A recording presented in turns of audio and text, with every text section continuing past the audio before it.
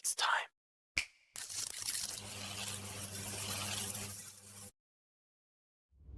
Welcome in. Welcome back after a long weekend. I hope everybody had a happy and safe Easter with their friends and family. Got to eat some good food and of course praise Jesus and his revival on this earth. Thank you guys for joining me today. I am your host, Pistols. We are back with another episode of the Front Office Podcast. We did finish our division series, so now we are pivoting back to our philosophy series. The whole reason why I started this channel is to get into the head of fantasy managers and what they should be thinking and how they should be preparing for their draft. Most fantasy managers will walk into their drafts thinking that it's the most important day of the year. It's not. You do not win your leagues on draft day. You just don't. You don't win your leagues on draft day. Draft day isn't about, putting together the perfect roster and, it's chaos. Draft day is chaos. And it's not where you win. It's where you put yourself in position to win. So basically, you're not building a finished roster because everybody has waiver moves and trades and I can't tell you how many times that, you draft a team and they're not the same. You don't have the same players you drafted on your roster at the end of the season. You're not building that finished roster. You're building the opportunity, and that's what we're here for. I've seen people with 3 first-round draft picks, and that year came in dead last. So, building that perfect roster, it just doesn't exist. But welcome into the show. I appreciate y'all for being here. Thank you for watching. Let's get into it. So the biggest reason why people get this wrong,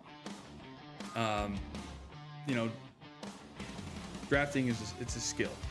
It's a process. It's everything that, you don't just walk into a draft day with rankings thinking that you're going to win a league. You just can't do it that way. But the main reason why people get this wrong is people want certainty. They want to leave the draft feeling like they've already won. Okay. Which usually leads to forcing picks and chasing names and just creating added chaos that doesn't need to be there. Reaching for a pick is a big thing too. Is, when you think you should wait on a guy and then you pick him too early and then you're just left with a guy that sits on your bench and does nothing all season or maybe doesn't put up the numbers that you're expecting for a second, third round pick, and maybe you could have waited 5th or 6th round and been more okay with those numbers. It's just sometimes fantasy you have to be able to adjust. You have to be able to pivot, and draft day is just a tool in how you structure your fantasy rosters. Draft day is about building the flexibility. You come into your draft, you sit in a room and you have 10 people or 12 people or however many man league you're in, and you're all fighting for the same thing, right? Everybody wants to be that league champion. Every pick should give you more options, not fewer, right? Giving you those options, it just, if it feels like it, if you feel like a pick has locked you in and you just have to draft this guy, it's probably the wrong pick. When you're building a roster, if you have a structure in mind, if you want to go, 2 wide receivers and then 2 running backs, or running back, wide receiver, running back, wide receiver, and then you pivot from that, it kind of creates this mental blockage in your brain that makes you feel like, oh my God, I don't really know what I'm doing there. Having that flexibility and being able to draft, on the fly, basically, because there's no perfect draft out there. Perfect drafts don't exist. It's in my experience of playing fantasy football for the last 20 years, it's just one of those things that you can't assemble the perfect roster on draft day.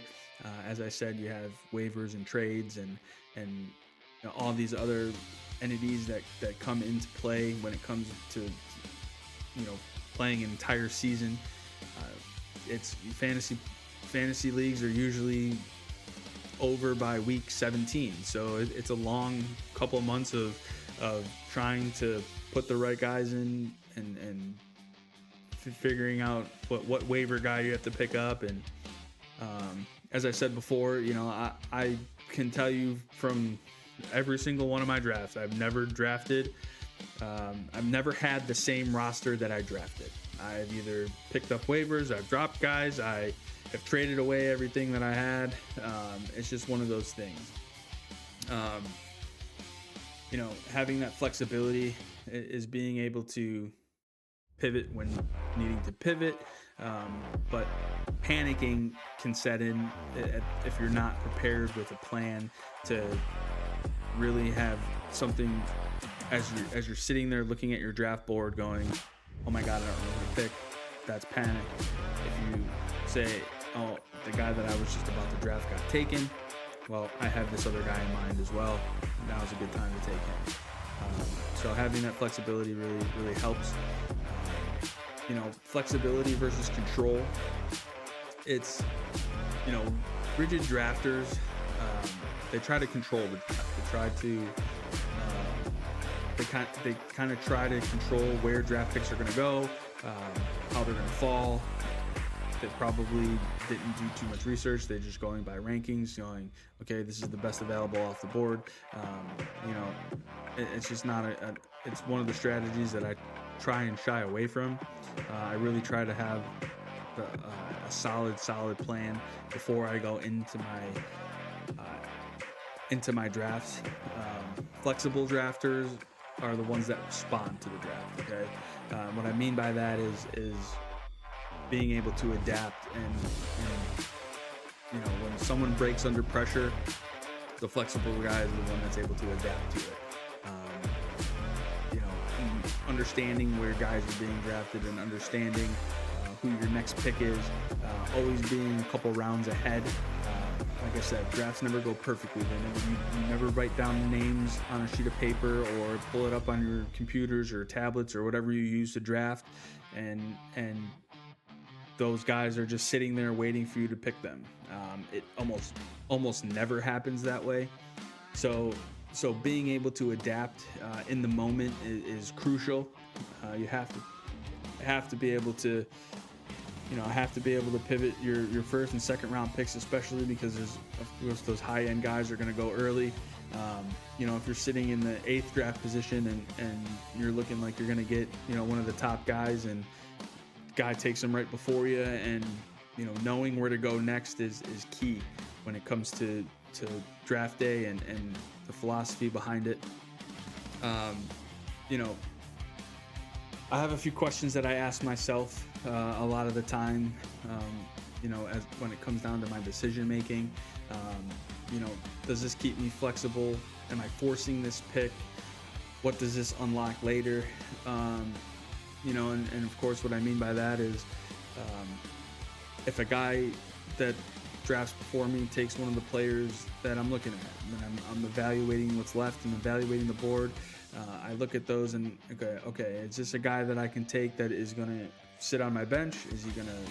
Does he have the opportunity? Is there enough opportunity where he's at to where he can put up fantasy numbers? Is there, maybe it's a low, it's a high floor, high ceiling guy. If you get, it's just, there's so many different things that have to run through your head, and a lot of the times if you're not prepared for it, that draft day will just be a panic, and chaos is going to just reign supreme in your brain. Usually that leads to a bad draft.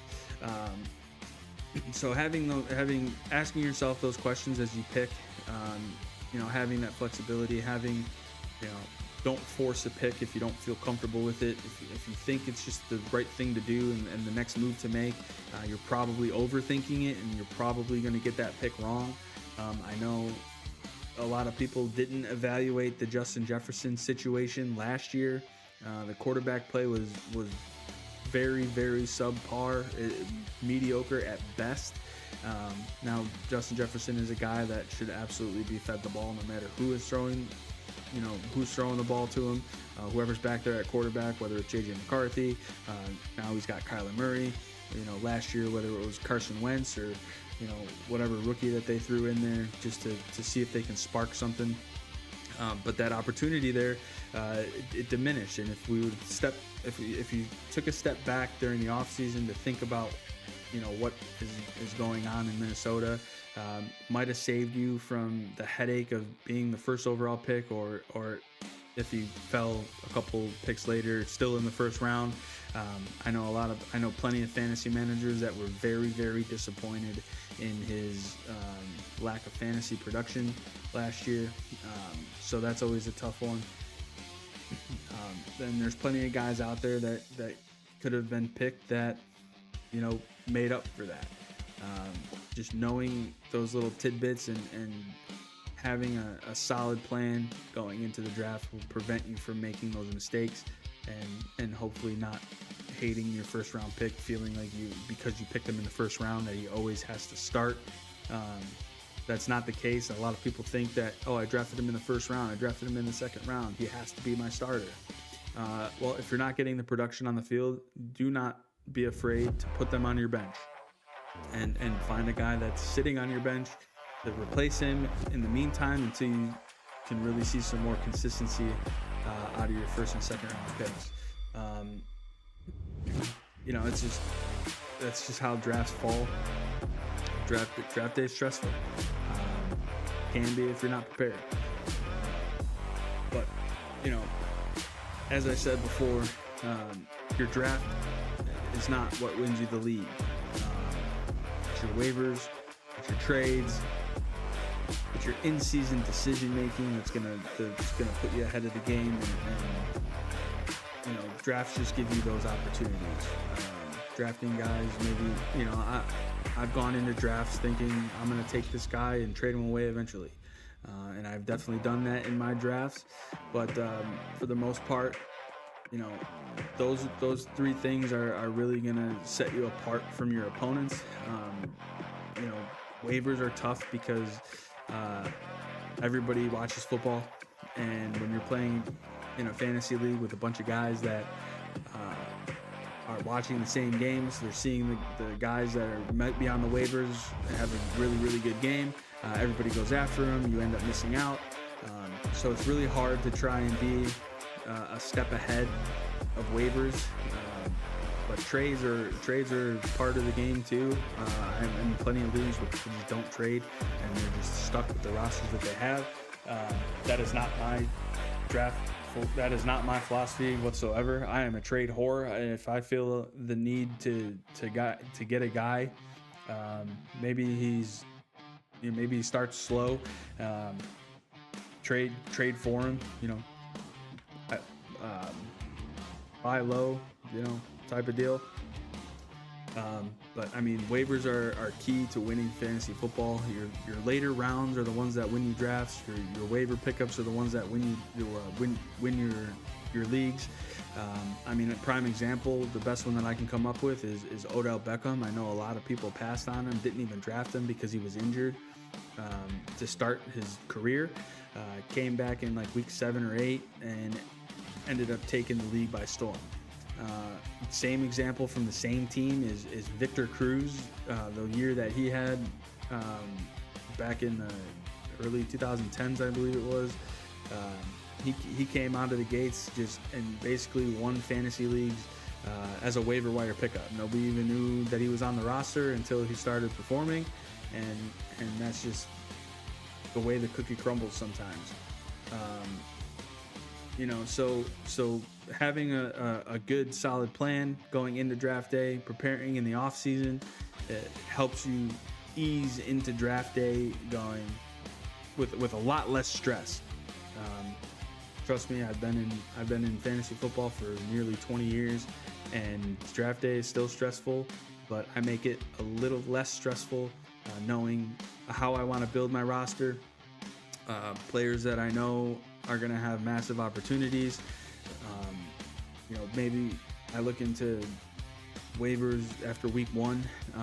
Usually you have a pretty good idea of who is going to play well and who's going to be a solid guy to pick up early on in the season. But yeah, I mean, what it really comes down to, as I said, you just don't win your leagues on draft day. You win it before, in the off season, now. You build the ability to win. You don't build the winning roster. But I would love to hear from you guys when I post this video. If you're watching this on YouTube, comment. Let me know if you've ever had the same team you drafted at the end of the season. And I'm talking no waiver pickups, no trades. It is exactly how it came out on draft day. You have the same exact team. I can 1000% assure you, if I went back and looked at all of my draft history throughout the last 20 years, I have never ended a season with the same exact people on my team. You have to be able to adjust. You have to be able to pivot when you need to pivot. You have to look at the waivers, and waivers are more important than draft day itself, in my opinion. Might be a hot take, who knows? But that's just the reality of it. So we prepare now, we win later. You know, that's the key here, and that's the philosophy of the channel. Prepare now, win later. And that is going to do it for this episode of the Front Office Podcast. Again, I am your host, Pistols. I thank you for being here. Thank you guys for watching if you made it this far in the video. I'll catch you guys on the next one. Thank you.